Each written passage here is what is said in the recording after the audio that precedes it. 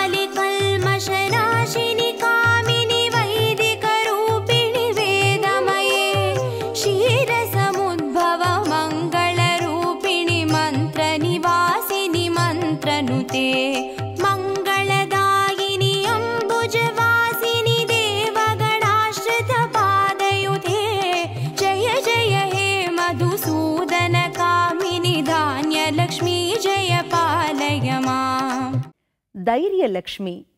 மனதிற்கு தைரியத்தை தருபவள் தைரியலக்ஷ்மி.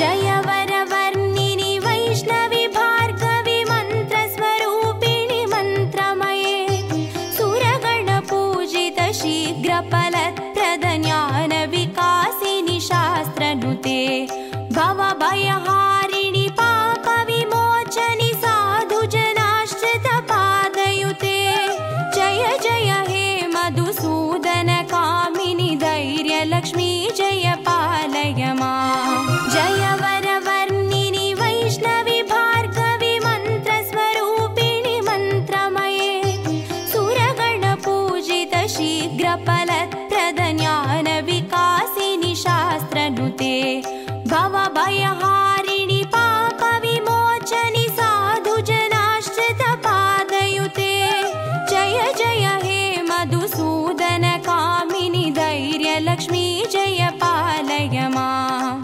சந்தானலக்ஷ்மி. சந்தானம் என்பதற்கு குழந்தை என்று பொருள். குழந்தை வரத்தை அளிப்பதனால் இவளுக்கு சந்தானலக்ஷ்மி என்று பெயர் வந்தது. ஐககவாகினி மோகினி சக்ரிணி ராகவிவர்தினி ஞானமயே குணகணவாரிதி லோகஹிதைஷினி ஸ்வரசப்தபூஷித கானனுதே சகல சுராசுர தேவ முனீஸ்வர மானவ வந்தித பாதயுதே ஜய ஜய ஹே மதுசூதன காமினி சந்தானலக்ஷ்மி ஜய பாலய மாம். ஐககவாகினி மோகினி சக்ரிணி ராகவிவர்தினி ஞானமயே குணகணவாரிதி லோகஹிதைஷினி ஸ்வரசப்தபூஷித கானனுதே சகல சுராசுர தேவ முனீஸ்வர மானவ வந்தித பாதயுதே ஜய ஜய ஹே மதுசூதன காமினி சந்தானலக்ஷ்மி ஜய பாலய மாம். விஜயலக்ஷ்மி. விஜயம் என்பதற்கு வெற்றி என்று பொருள். வெற்றியை அருள்பவள் விஜயலட்சுமி. जय कमलासिनि सद्गतिदायिनि ज्ञान विकासिनि गानमये अनुदिनमर्चित कुङ्कुमधूसर भूषित वासितवाद्यनुते कनकधारास्तुति वैभववन्दित शङ्कर देशिकमान्यपते जय जय हे मधुसूदन कामिनि विजयलक्ष्मी जय पालय माम्. जय कमलासिनि सद्गतिदायिनि ज्ञान विकासिनि गानमये अनुदिनमर्चित कुङ्कुमधूसर भूषित वासितवाद्यनुते कनकधारास्तुति वैभववन्दित शङ्कर देशिकमान्यपते जय जय हे मधुसूदन कामिनि विजयलक्ष्मी जय पालय माम्. வித்யாலட்சுமி. வித்தை என்பதற்கு இங்கு கல்வி என்று பொருள். கல்வி செல்வத்தை வழங்குவதால் இவளுக்கு வித்யாலட்சுமி என்று பெயர். प्रणत सुरेश्वरि भारति भार्गवि शोक विनाशिनि रत्नमये मणिमय भूषित कर्ण विभूषण शान्ति समावृत हास्यमुखे नवनिधिदायिनि कलिमलहारिणि कामित फलप्रद हस्तयुते जय जय हे मधुसूदन कामिनि विद्यालक्ष्मी जय पालय माम्. प्रणत सुरेश्वरि भारति भार्गवि शोक विनाशिनि रत्नमये मणिमय भूषित कर्ण विभूषण शान्ति समावृत हास्यमुखे नवनिधिदायिनि कलिमलहारिणि कामित फलप्रद हस्तयुते जय जय हे मधुसूदन कामिनि विद्यालक्ष्मी जय पालय माम्. கஜலட்சுமி. கஜம் என்றால் யானை என்று பொருள். இருபுறமும் யானைகள் கலசம் ஏந்தி திருமஞ்சனம் செய்வது போல் அமர்ந்திருப்பதால் கஜலட்சுமி என்ற பெயர் அமைந்தது. जय जय दुर्गति नाशिनि कामिनि सर्वफलप्रद शास्त्रमये रद गज दुर्ग पदादि समावृत परिजन मण्डित लोकनुते हरिहर ब्रह्म सुपूजित सेवित तापनिवारिणि पादयुते जय जय हे मधुसूदन कामिनि गजलक्ष्मी रूपेण पालय माम्.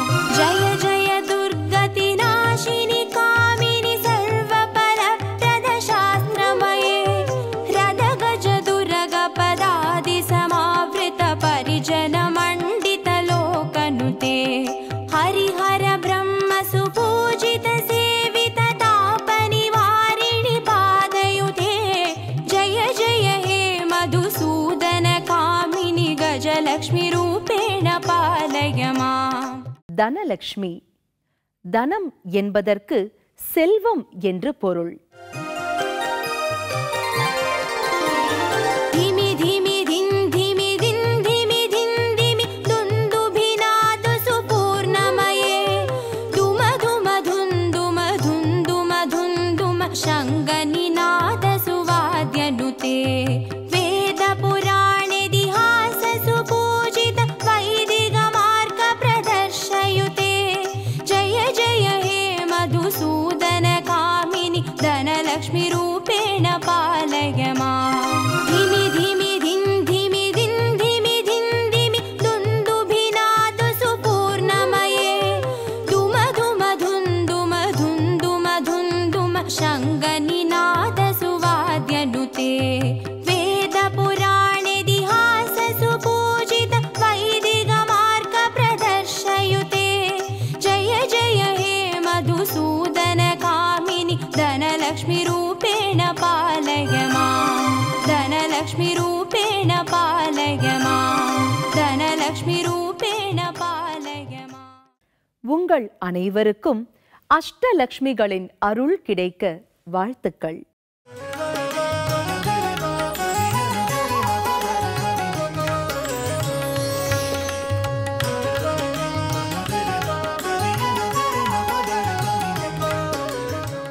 வணக்கம். இந்த இனிய காலை பொழுது உங்கள் இல்லங்களிலும் உள்ளங்களிலும் மகிழ்ச்சியை தென்றலாய் வீசச் செய்யட்டும். இப்போது நாம் காணவிருப்பது பக்தி பாடல்கள்.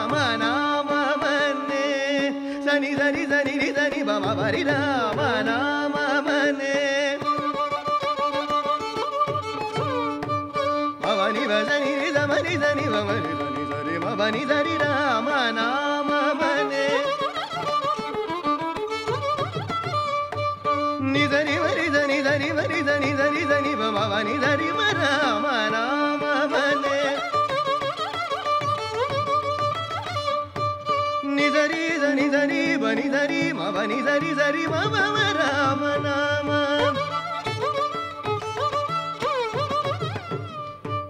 நிச நிச சனி சரி சனி சரி சனி பம பனி சரி சரி சரி சனி சரி சனி சரி நிச பம பனி பமனி பமரி சரி மபமரி சரி மமரி ரி பமரி ரி நீ மம பமரி ரி மரி ரி பரி ரி நீ பமரி சனி சரி மபனி மபரி மரி சனி சரி மபனி நீ நீ சனி நீ சனி நீ நீ சனி நீ சனி நீ ச பப சனி நீ ச மம சனி நீ சனி நீ சனி பமரி நீ சரி மபனி சனி நீ பம பனி சனி சனி மபனி பசா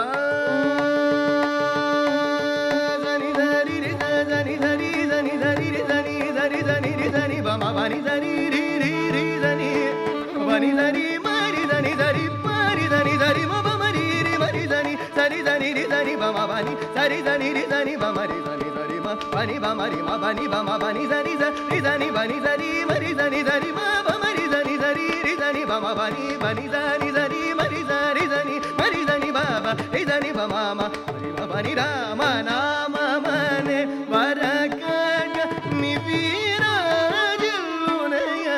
யாகராஜு நிரே படுரி கோலுவிகவைய ராமவடுரி கோலுவிகவைய ராம ராம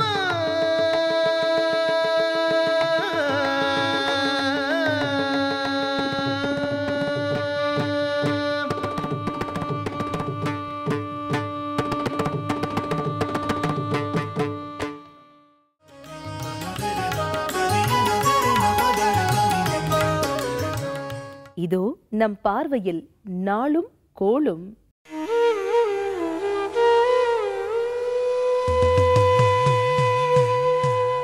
இரண்டு 7/2014 ஜூலை மாதம் புதன்கிழமை, ஜெய வருடம் ஆனி மாதம் 18ஆம் தேதி, ரமலான் 4ஆம் தேதி, திருநெல்வேலி ஸ்ரீ நெல்லையப்பர் உற்சவம்.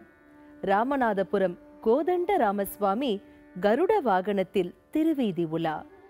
நல்ல நேரம் காலை 9:15 மணி முதல் 10:15 மணி வரை, மாலை 4:45 மணி முதல் 5:45 மணி வரை. ராகு காலம் 12 மணி முதல் 1:30 மணி வரை.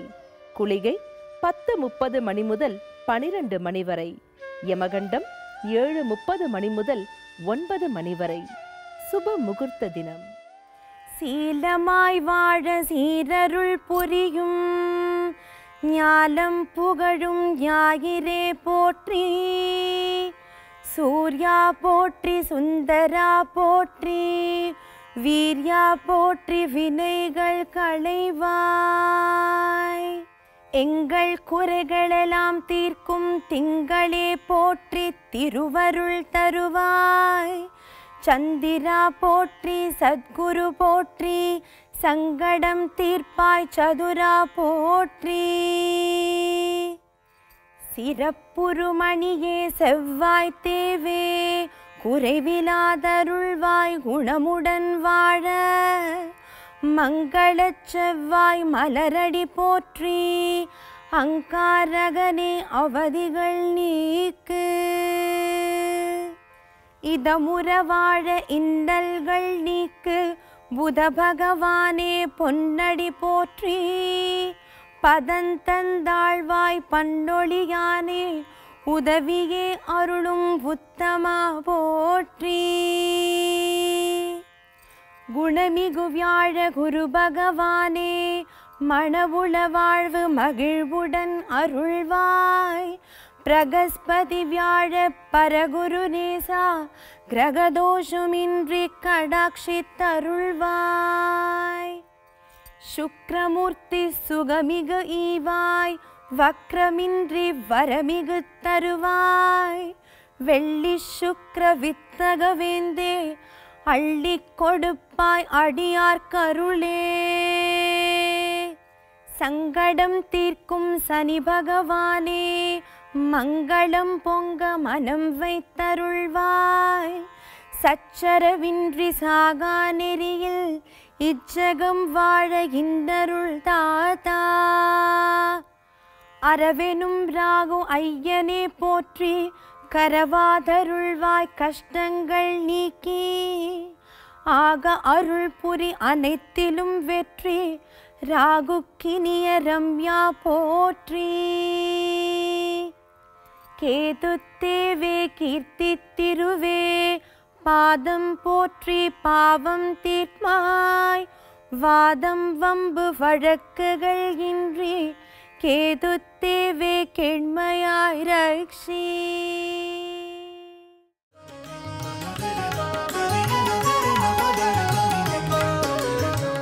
இனி நாம் காணவிருப்பது ஆன்மீக அருளமுதம். ஆன்மீக அருளமுதம் என்ற அழகான தலைப்பில் ஒவ்வொரு நாளும் காலை வேளைகளில் பெருமக்களே, புதுயுகம்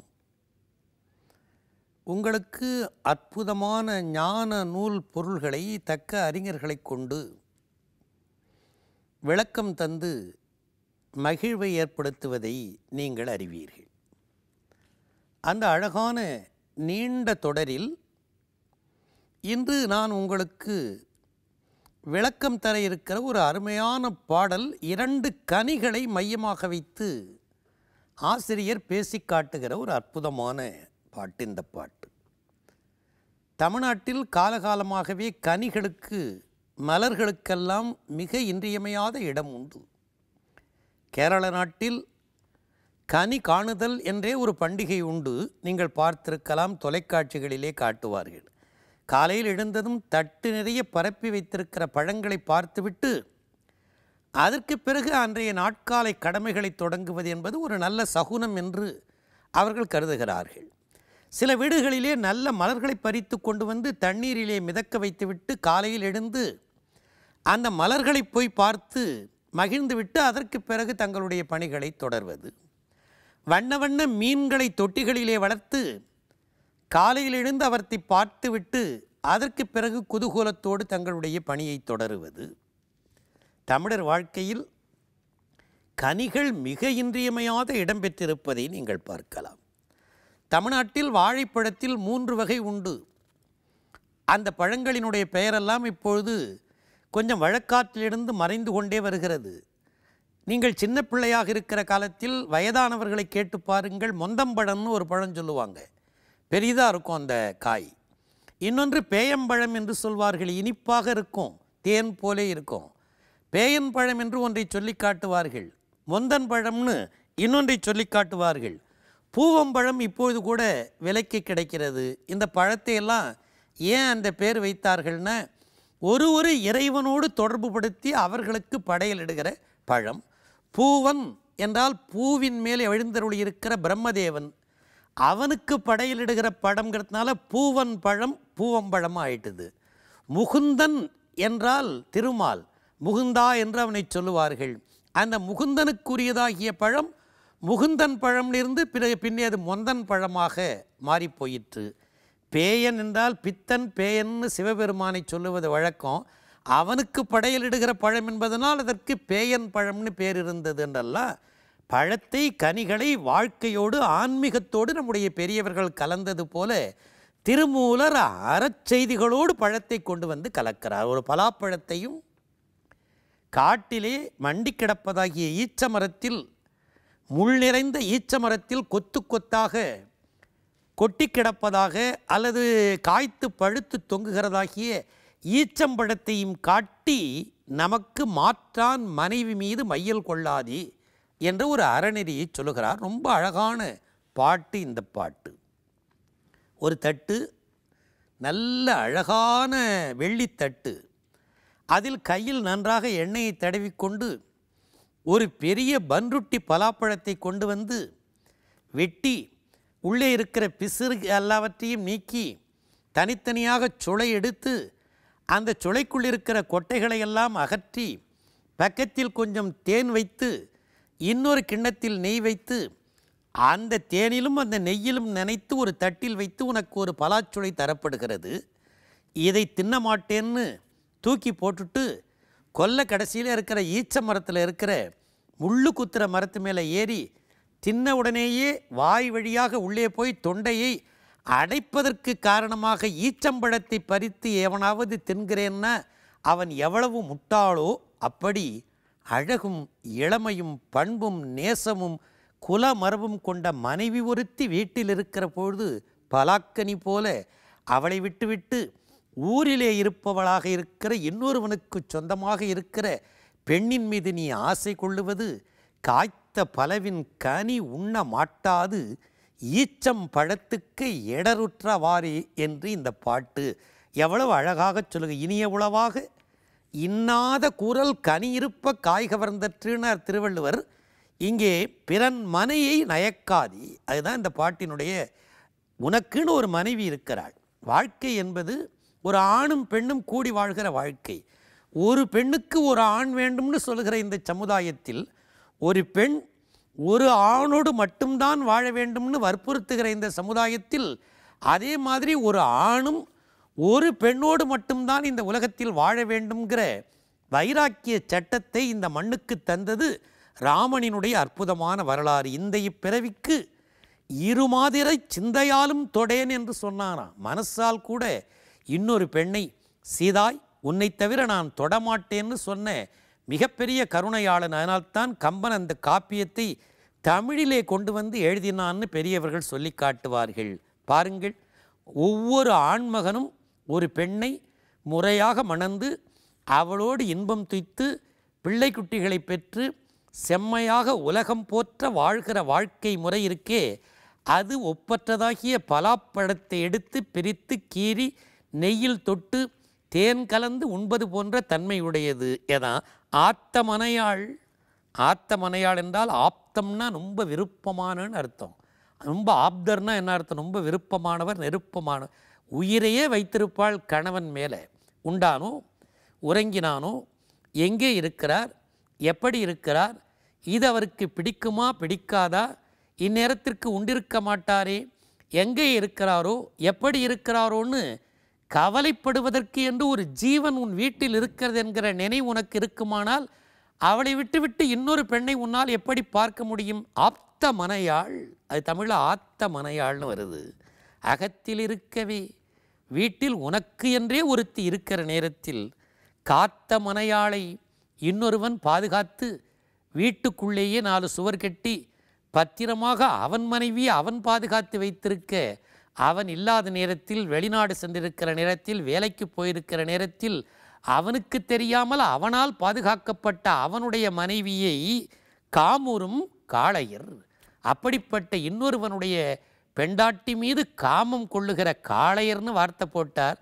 ஊரெல்லாம் சுற்றி திரிகிறதாகிய முரட்டு கோயில் மாடு மாதிரி பல பெண்களையும் நாடி செல்கிறவங்கிறதுக்காக அந்த காளைங்கிற வார்த்தையை போடுறாரு. காத்த மனையாளை காமுறும் காளையர்.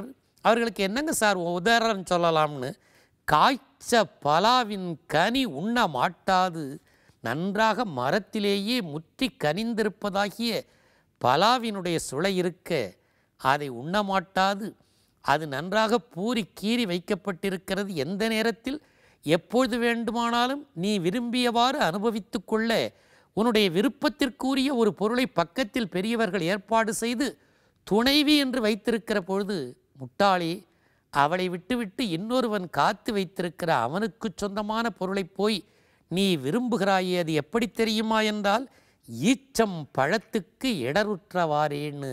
அது முள் நிறைந்ததாக இருக்கிற மரத்தின் மேல் ஏறி கடித்த உடனேயே தொண்டையை அடைப்பதற்கு காரணமான ஈச்சம்பழத்திற்காக இடருற்றவாறு துன்பம் அடைந்தது போன்றது அல்லவா என்று சொல்வதன் மூலமாக இன்னொருவனுக்கு சொந்தமான மனைவியை நாடாது உன் இல்லத்திலேயே இருந்து உன்பால் ஆப்தமாக அன்பு செலுத்துகிற மனையாளோடு வாழ கற்றுக்கொள் என்று சொல்லுகிற அற்புதமான திருமூலருடைய சிந்தனையை உங்களுக்கு விருந்து படைத்த மனநிறைவோடு உங்களை வணங்கி வாழ்த்தி இன்றைய ஆன்மீக அருள் அமுதத்தை நிறைவுக்கு கொண்டு வருகிறேன்.